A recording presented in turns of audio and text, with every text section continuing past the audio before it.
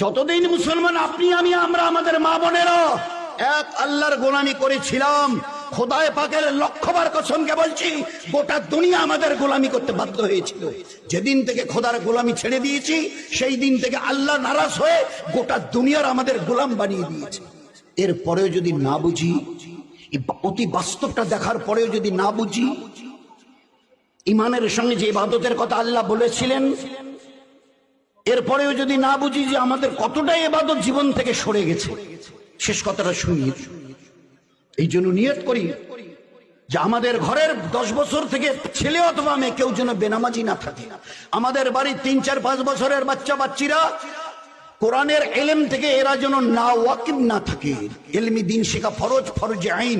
মা বাপ যদি না শেখান তো গুনাহে কবিরা হবে।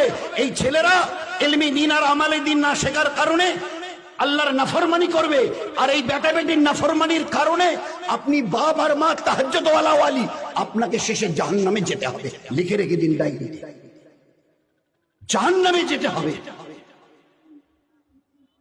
জাহান্নামে যেতে হবে।